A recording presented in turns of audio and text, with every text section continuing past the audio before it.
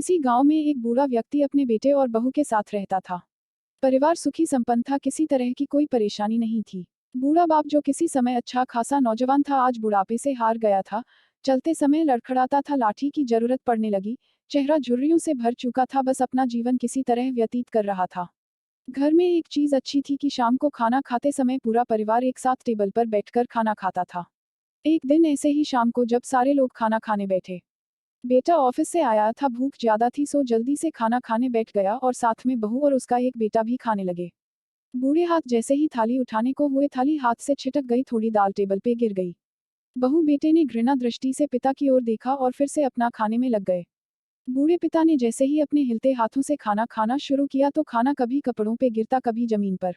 बहू चिढ़ते हुए कहा, हे राम, कितनी गंदी तरह से खाते हैं, मन करता है इनकी थाली किसी अलग कोने में लगवा देते हैं। बेटे ने भी ऐसे सिर हिलाया जैसे पत्नी की बात से सहमत हो। उनका बेटा यह सब मासूमियत से देख रहा था। अगले दिन पिता की थाली उस टेबल से हटाकर एक कोने में लगवा दी गई। पिता की डिबबाती आंखें सब कुछ देखते हुए भी कुछ बोल नहीं पा रही थी। बूढ़ा पिता रोज की तरह खाना खाने लगा, खाना कभी इधर गिरता कभी उधर। छोटा बच्चा अपना खाना छोड़कर लगातार अपने दादा की तरफ देख रहा था। माँ ने पूछा, क्या हुआ बेटे, तुम दादाजी की तरफ क्या देख रहे हो और खाना क्यों नहीं खा रहे? बच्चा बड़ी मासूमियत से बोला, माँ मैं सीख रहा हूँ कि वृद्धों के साथ कैसा व्यवहार करना चाहिए। जब मैं बड़ा हो जाऊंगा और आप लोग बूढ़े हो जाओगे तो मैं भी आपको इसी तरह कोने में खाना खिलाया करूंगा। बच्चे के मुंह से ऐसा सुनते ही बेटे और बहू दोनों कांप उठे। शायद बच्चे की बात उनके मन में बैठ गई थी, क्योंकि बच्चा ने मासूमियत के साथ एक बहुत बड़ा सबक दोनों लोगों को दिया था। बेटे ने जल्दी से आगे बढ़कर पिता को उठाया और वापस टेबल पे खाने के लिए बिठाया और बहू भी भागकर पानी का गिलास लेकर आई कि पिताजी को कोई तकलीफ ना हो।